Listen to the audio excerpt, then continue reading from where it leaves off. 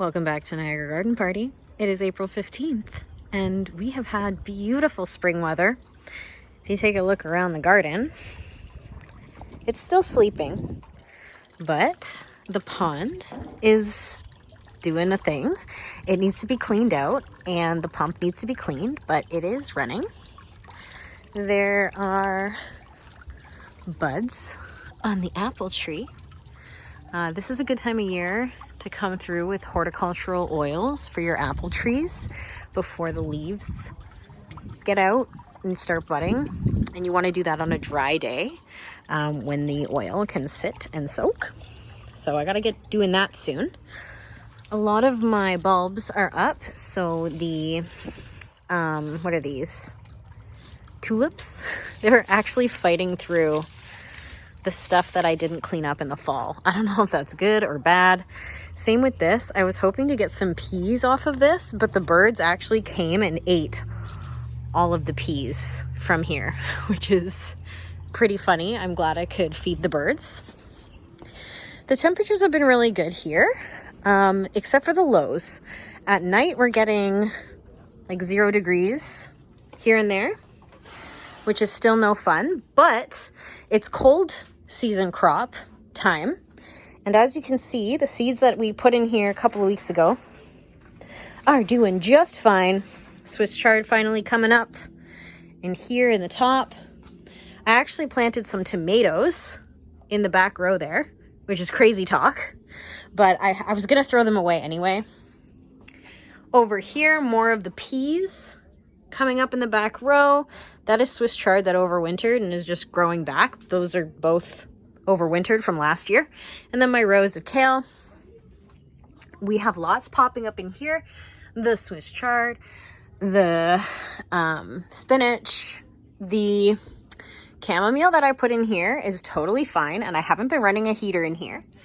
And up top here is self-seeded dill. Over here, more peas, more kale.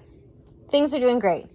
My husband has started to bring out some of his apple trees, and his apple seedlings in here have started sprouting fiercely. Look at all those apples. And he's already moved some to a tray. I don't know what we're going to do with like 300 million apples, but here we are. This was started inside. You can go back and watch the videos. It seems to be doing just fine out here. It's a perennial, so it should. And I have started some more seeds. And I actually have them on a heat tray right now. So here are the seeds. I did them in these little pods. And this tray is supposed to be heating. I guess it is. It's 20 degrees. I guess outside right now is 15 Celsius, so it doesn't have much to heat. But I expect tonight, when it gets a little chilly, for that to kick in and help keep these things warm. I have not seeded any of this, and I have not seeded that tray yet, and this one is not on either. So I still have some stuff to do, but my hopes is to do like pumpkins and cucumbers and a bunch of stuff like that in these ones, because this is a 72 cell tray. And if I do those at the right time, we can take those up to the farm and plant those like the little seed pods directly in the ground and have a ton of plants. I actually have 2 more like this, like 2 more full trays of 72 cell. I don't know if I'm going to do all 3. That sounds like a lot of plants, but who knows? We'll see. We'll see. I'm still waiting another week or 2 to start those because I don't want them to get too big because we have to take them 6-hour drive in the car. But let's go inside and see how these seedlings are doing in there. I potted up a ton of tomatoes this week. You might have been wondering about the hostas that we got last year from a random lady off of Facebook Marketplace. They are starting to come up. It's cool. They look like little dinosaur claws in the soil here. So yeah, that guy's coming up. You can see this guy's coming up. This guy, they're all coming up just fine. Hostas are so resilient. So that's cool. We're going to take a bunch of those up to the farm as well. As far as my husband's indoor apple orchard goes, these are all getting very, very tall. One of them graduated, one of them's outside. It's like our test one to make sure that it's not going to die. But these guys up here too are very large. This is an iris, purple iris we're going to plant near the pond outside. And my seedlings are in the other room. Actually, that's not true. Some of my seedlings are right here. These are the eggplant.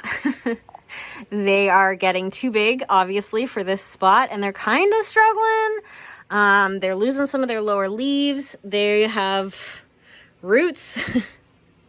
It's crazy in here. And I think I mentioned before, I have a thrip problem. Do you see him? Oh, there he is. That right there is a thrip. You can just squish it. See on my thumb? Yeah. So that's annoying. But as soon as they go outside, they won't have a problem. Because I don't think the thrips live on the plants outside. I don't believe they do. So these are just hanging on for dear life. As well as me. I am also hanging on for dear life over here. This is where I keep my soil, in these two. Soil and moss in these two. Here are my tomatoes that we seeded like really thick, and then I usually separate them into their own pots. So these ones I already went through and did some. So those are these here. These are the peppers we topped. They've got new growth all over. They all have thrips, so we're just ignoring that. We're gonna push through that. But here are some more tomatoes I potted up. This shelf still has to be done, and then there are a whole bunch up there.